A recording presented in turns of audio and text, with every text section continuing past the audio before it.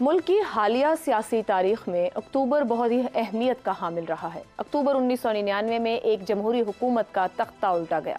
अक्टूबर 2011 में पाकिस्तान तहरीक इंसाफ के मीनार पाकिस्तान जलसे ने जमात को उरूज बख्शा और अब अक्टूबर 2023 4 साल की खुदसाख्ता जलावतनी के बाद पाकिस्तान वापसी पर साबिक वजीर आजम नवाज शरीफ ने अपने पहले अवामी खिताब में करीबन 1 घंटे की तकरीर की, जिसमें मफाहमती अंदाज अपनाते हुए माजी भूल कर आगे बढ़ने का बयानिया गालिब रहा। हफ्ते की शाम मीनार पाकिस्तान के साए तले जब नवाज शरीफ ने अपनी तकरीर का आगाज किया तो बाज़ मुबस्सिरीन का ख्याल था कि वो 2017 में इख्तिदार से बेदखली के बाद अपनी मज़ाहमती सियासत जारी रखेंगे। ताहम इस तकरीर में वो आइन पर अमल दरामद के लिए रियासती इदारों और सियासतदानों को मुत्तहिद होने और साथ चलने का पैगाम देते रहे। नवाज शरीफ ने एस्टैब्लिशमेंट और सियासी जमातों में अपने किसी हरीफ का नाम लिए बगैर वाज़ेह कहा कि उनका दिल जख्मों से चूर है, मगर इसके बावजूद उनमें इंतकाम की तमन्ना नहीं। आइंदा किसी को ये इजाज़त ना देना कि आपके मुल्क के साथ ये खिलवाड़ कर सके। इस बुनियादी मरज को दूर करना होगा जिसकी वजह से मुल्क बार बार हादसे का शिकार होता है।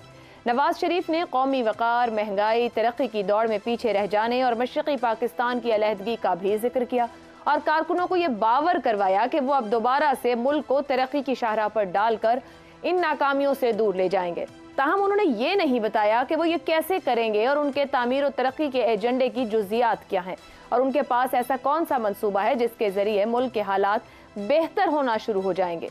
तकरीर में नवाज शरीफ ने अपने साथ होने वाले जुल्म और ज्यादतियों का खुलकर जिक्र किया, मगर वो चाहते हुए भी इन ज्यादतियों की वजूहात और मुहर्रिकात पर गुफ्तगू ना कर सके, जिसका इजहार उन्होंने ये कहकर किया कि मैंने आज बड़े सब्र से काम लिया है, मैंने कोई ऐसी बात नहीं की जो समझता हूँ नहीं करनी चाहिए।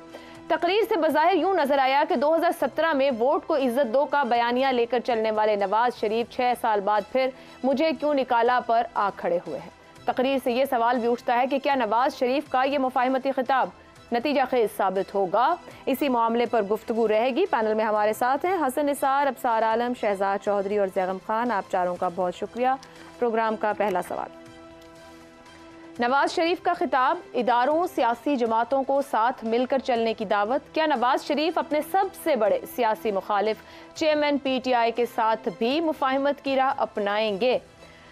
हसन निसार साहब, आपके ख्याल में जब वो सबके साथ और सबको साथ लेकर चलने की बात कर रहे हैं, कोई ग्रज नहीं है, किसी से इंतकाम नहीं है, सब कुछ पीछे छोड़कर आगे चलने की बात कर रहे हैं, तो सबसे बड़े सियासी, माजी में वो चल चुके अपने सियासी मुखालिफिन के साथ, सबसे बड़े सियासी मुखालिफ चेयरमैन PTI हैं और आज भी हैं, उनके साथ भी चलेंगे, उस तरफ भी बढ़ेंगे? पहली बात तो ये है कि आप ने मेरा ख्याल है ठीक एनालाइज नहीं किया। In between the line Nawaz Sharif ने बहुत बराह रास्त धमकी दी है।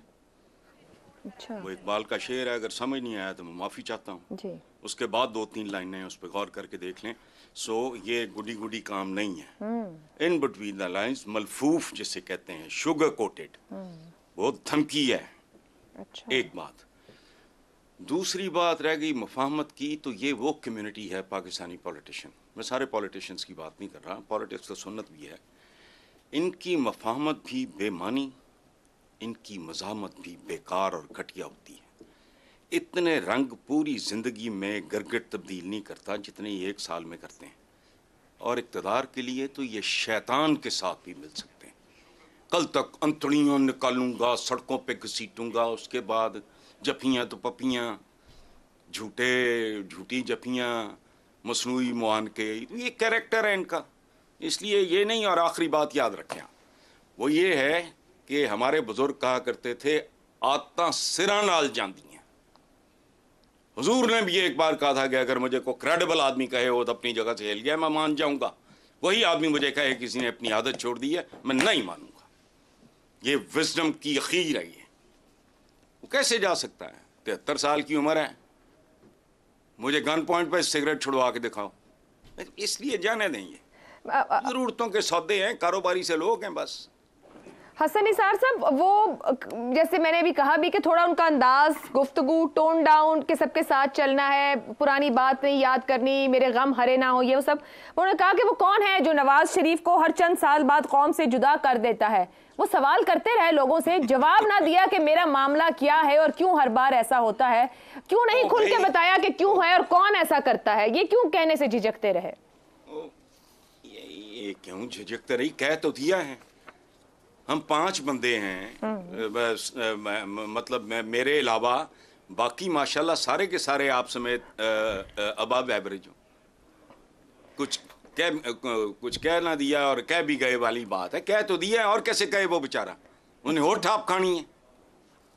ठीक है, इलेक्शन है, कोई सिलसिले होंगे, लेकिन बात सुनो, इंतजार करो इस एपिसोड के खात्मे का इंतजार। अभी तो शुरू नहीं हुई, आपने खात्मे की बात शुरू कर दी। आप क्या कर रहे हैं हसन साहब? शुरू तो हो लेने दें, शुरू से पहले खात्मे में मैं आपको आपकी तारीख याद दिला। अच्छा, बदला कुछ नहीं, आप ये कह रहे हैं? हाँ, हमने तो पिछले 1-1.5 साल में सुना बहुत कुछ बदलना भी नहीं है। इनको बेसिक इश्यूज का ही नहीं पता और बदलना भी कुछ नहीं है। अच्छा, ठीक हो गया, कुछ नहीं बदलना, ये हसन साहब कह रहे हैं। अब सार साहब मैं आपकी जानिब आऊं। हसन साहब का कमेंट है कि धमकी दी है, कुछ नहीं कहा मगर सब कह दिया गया। ये जो पैगाम है कि सब मिलकर साथ चले, एक तो कमेंट कीजिएगा कि क्या अपने सबसे बड़े सियासी मुखालिफ की तरफ भी ये मुफाहिमत का हाथ बढ़ाएंगे, और जब वो इदारों को साथ चलने का सब कह रहे हैं, क्या खुद वो भी इस बार हाइब्रिड निजाम की ख्वाहिश रख रहे हैं, चाह रख रहे हैं? देखिए, रंडी रंडापा निकाल लेती है, लेकिन गांव के मुस्टंडे जो होते हैं ना, वो उसको नहीं करने देते। आपने जिस तरह का सवाल फ्रेम किया है ना, उस पर हसन निसार साहब ने जो जवाब दिया है, उसको सुन के मुझे ये मुहावरा याद आया। और मैं ये मुहावरा बोलना नहीं चाहता था क्योंकि इतना ये तहजीब याफ्ता नहीं है, लेकिन ज़ाहिर पंजाबी का बहुत मशहूर मुहावरा है। तो आप लगी रहें इस तरह सवाल पूछते हैं, जिस तरह के जवाब आएंगे जो नहीं, मुझे मैं नहीं चाहता कि मैं इस तरह के अल्फाज नेशनल टीवी पे इस्तेमाल करूं। सर, अगर आपको सवाल पसंद ना आए तो आप ये कह सकते हैं कि मुझे इस सवाल का जवाब नहीं देना, या नो कमेंट्स, या सवाल मेरी मंशा के मुताबिक नहीं। मतलब आप मेरे से मेरे सवाल का इख्तियार भी लेना चाहते हैं कि मैं सवाल आप लोग जैसा चाहें वैसा फ्रेम करूं, तो फिर वो सवाल आप लोगों को पसंद आएगा। जिस जाविये पे आप चाहें गुफ्तगू करें, मैं वो रखूं। सर, ये तो बड़ी माजरत के साथ आप मुझसे मेरा इख्तियार भी ले रहे हैं मेरे सवाल को क्रिटिसाइज करते हुए। चलें, अब अगर आप इजाजत दें तो मैं जी सर, इजाजत बिल्कुल, आप कहिए। ठीक है, तो एक बात तो ये कि आपका इख्तियार किसी ने नहीं छीना सवाल पूछने का, लेकिन जो मीडिया है ना, इसका ताल्लुक बदकिस्मती से जर्नलिज्म के साथ है। और जर्नलिज्म में एक चीज़ होती है हकायक। अब जब आप सवाल पूछते हैं, जब ख़ास तौर पे जो मेज़बान सवाल पूछता है, वो हकायक पर मबनी होना चाहिए।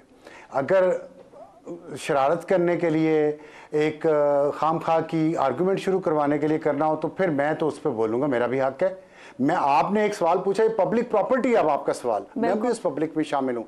मैं उसको जो मर्जी मतलब निकालूँ, उस पर आप फिर तड़पा ना करें और उस पर ऑब्जेक्शन ना किया करें, क्योंकि मेरा हक है। मैं ये समझता हूँ कि आपका सवाल जो है ना, जो जिन चीज़ों पे आपने बुनियाद बनाई है इस सवाल की, वो आपने हकायक को मद्देनजर नहीं रखा। मैं हकायक आपको बता देता हूँ। आपको सवाल ये पूछना चाहिए था, मैं ये आपको राय दे रहा हूँ, मैं आपको हुक्म नहीं दे रहा। आपको ये पूछना चाहिए था कि इमरान खान जो अपने हर सियासी मुखालिफ को गालियां देता है हर वक्त 24 घंटे, उन पर गलीज तरीन इल्ज़ाम लगा रहा है पिछले 20 साल से, और हर वक्त सिर्फ आर्मी चीफ को मिलने की ख्वाहिश का इजहार करता है, क्या वो नवाज शरीफ के इस मुफाहमत के बढ़े हुए हाथ के जवाब में कोई मुस्बत इशारा देगा कि नहीं देगा? क्या मैंने जो बात की है, मैं हकायक पे मबनी ये बात की है, मैं आपको भी हकायक बता देता हूँ क्या हुआ। इमरान खान 2012 में 13 में स्टेज से गिरे अपनी इलेक्शन कैंपेन के दौरान। नवाज शरीफ ने अपनी इलेक्शन कैंपेन बंद कर दी। इलेक्शन जीतने के बाद वो हॉस्पिटल गए उनकी आदत करने, शौकत खानम, वहाँ उनके खिलाफ गंदे तरीन नारे लगाए गए। इसके बावजूद भी वो अंदर गए, वहाँ बैठ के उनकी मिजाज पुरसी की और उन्हें कहा कि हम इकट्ठे मुल्क को आगे लेके चलते हैं। उसके बाद फिर बनी गाला गए चल के उसके घर, वज़ीर आज़म बनने के बाद वहाँ खान साहब से कौमी तावन मांगा। खान साहब ने जवाब में सड़क मांगी अपने घर तक के लिए। उसका जवाब उस कौमी तावन का ये हुआ कि 2014 का धरना किया खान साहब ने, घर के अंदर घुसने की कोशिश की वज़ीर आज़म के, पार्लियामेंट पे हमला किया, PTV पे कब्जा किया। कोई इतने केस हुए, मफरूर हुए, उन्हें एक बार भी नवाज शरीफ ने गिरफ्तार नहीं किया। और मुफाहमत क्या होती है? 4 साल वो रहे हैं, हर किस्म की गाली दी, हर किस्म का इल्ज़ाम लगाया, नवाज शरीफ ने गिरफ्तार नहीं किया। कौन सा गिरगिट की तरह रंग बदला था नवाज शरीफ ने उस वक्त? बताएं। तैयब अर्दगान आया पार्लियामेंट में खिताब के लिए, इमरान खान से रिक्वेस्ट की नवाज शरीफ ने ज़ाती तौर पे कि आप आ जाए, इख्तलाफ रखें, बाइकआउट कर दिया उसका। उसके बाद प्रेसिडेंट जी का विजिट, धरना दे के बैठे हुए थे और रिक्वेस्ट करते रहे नवाज शरीफ कि यार आप थोड़े दिनों के लिए सिर्फ उठ जाए, फिर वापस आ जाइएगा, सिर्फ दौरा मुकम्मल होने दें। उन्होंने नहीं मानी। APS का वाकया हुआ, पेशावर में बच्चों को मार दिया गया, भूल जाते हैं ना हम सब कुछ। नहीं धरना ख़त्म किया जा रहा था, फिर मिन्नतें करके उनको मनाया, धरना ख़त्म किया और वहाँ पे उनको उस मीटिंग में, ऑल पार्टीज कॉन्फ्रेंस में मिन्नतें करके बुलाया गया। फिर उसके बाद फिर लॉन्ग मार्च शुरू हो गया और फिर वो खोसा साहब और साकिब निसार साहब आ गए। ये मैंने आपको कुछ बातें बताई हैं मुफाहमत की नवाज शरीफ की तरफ से। कल नवाज शरीफ ने दोबारा मुफाहमत का किया, फिर आप सवाल नवाज शरीफ से पूछ रही हैं, क्या मेरी बात गलत है या सही है?